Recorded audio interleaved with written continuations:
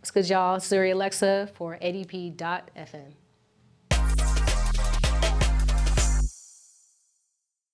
I consider myself open format. R&B is a lot, hip hop is great, global sound's amazing, but I play everything. So I need space for everything. Don't put me into a little category. I really like jazzy stuff. So I try to do it. So jazz and R&B, just because they change tempo, they change like time signatures, even like keys. So it makes it a little more difficult, but it's honestly also one of my favorites to try to spin and put in things and slow down and whatnot. I hate closing because I want to go and be in the party and not feel anxious. I want to just relax and do my set, get off, and have a good one. So that spot that's like either after the opener or right before the closer, because that's just like prime time, everybody's lit.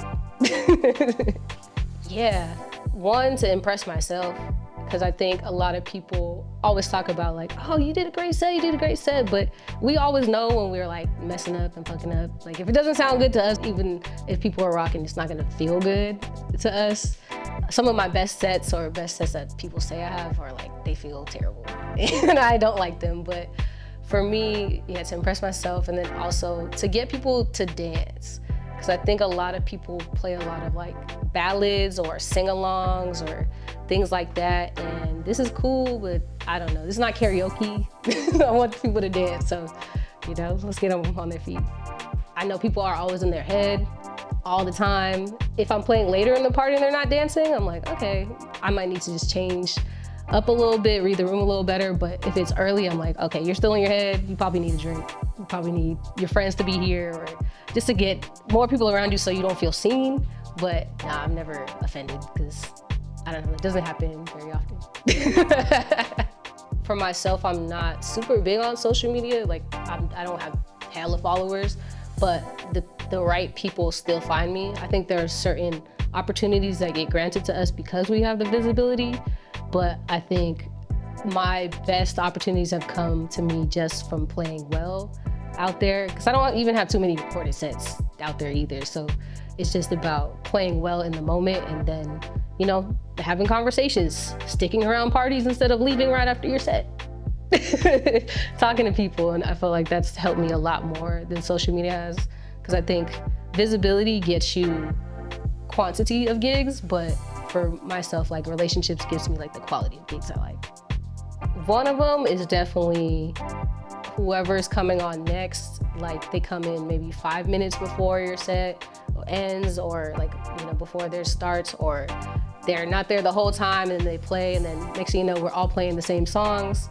Another one of my pet peeves has to be when we're transitioning, like this is all in the same moment that I get annoyed of a lot of things. But I think sometimes DJs don't necessarily slide into the last person's track or like make a smooth transition. They'll just kind of train wreck and then move on, and everybody feels it, and it affects everything in the whole spot. And they might not notice it, or maybe they don't care. Either way, it's terrible. I've seen it happen, like even at parties, my friends, they love it because they're like, you're the sound engineer, because I'll come into space and I'm like, something doesn't sound right. The sub is not on, this is not happening. But once a friend was like, this guy was coming on after her and he kept like playing over her while she was still. It wasn't his time yet, but he was like moving stuff and touch, and I'm like, hey sis, you good? You okay? Do you know how to do this? Like, what are you doing? Yeah, I don't know. We're a team. We're not here for ourselves. I always try to throw in like a little dance hall. If it's like a more top 40 heavy party, I'll throw it in like some Sean Paul, but most of the time I'll play Princess Going Digital by Amare, because it's just such a good song. It's a high energy, but then it's also like smooth and sexy and danceable, and it mixes well into a lot of different things. So I'd for sure, if I put on Serato plays, it's on the top. Who inspired me to become a DJ? My mentor, Chale Brown, aka Tommy Aguilar of Universal Grammar. Spent a lot of time around him producing concerts and putting on everything that it just felt like we needed a lot of openers for concerts. So what's best besides like, you know, us hopping on the decks and opening up our own concerts. And then even my friend DJ Ash B, spent a lot of time with her in college, throwing parties in college and doing all those things. And then my friend DJ Alexa.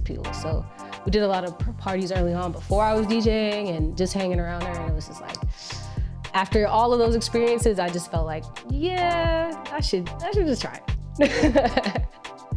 I think my favorite DJs are the ones I like to play with the most. So DJ Hanabana, I have a party with her called Dark and Lovely.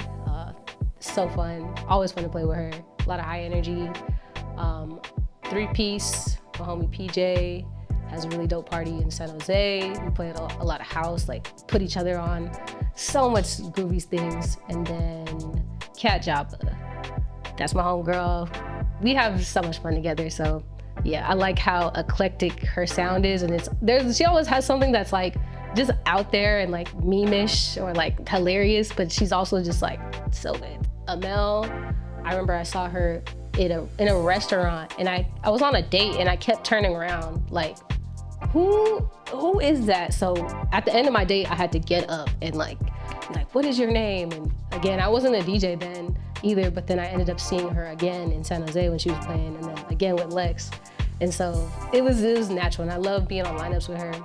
And then Darling Cool, shout out to Darling Cool, the house goddess, throwing down in DC right now. So those are my favorites.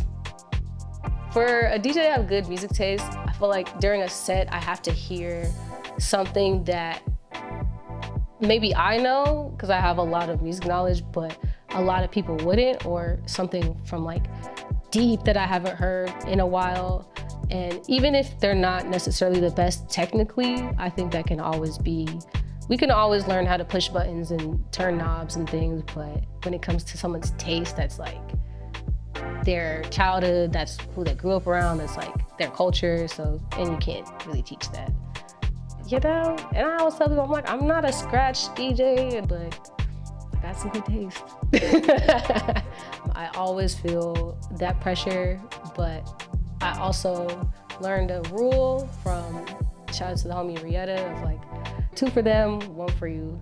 Try to put a little of yourself in those sets that are maybe top 40 clubs, or some parties that have genres that are really specific, like 2000s R&B or 90s R&B or hip hop and Y2K things. And there are definitely songs that everybody wants to hear, but then there are songs that people don't know they want to hear, so you gotta toss that in there too. But there's always that pressure, but don't succumb to the pressure. And sometimes the one is something that they really like, but you know, it's still for you. I'm a percussionist, so the drums and the bass, you have to feel them all through. They have to like reverberate through your whole body.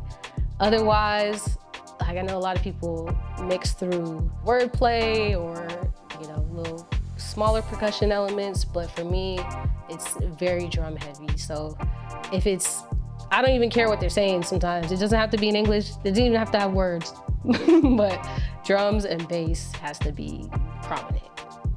What's good, y'all? Zuri Alexa for alldayplay.fm.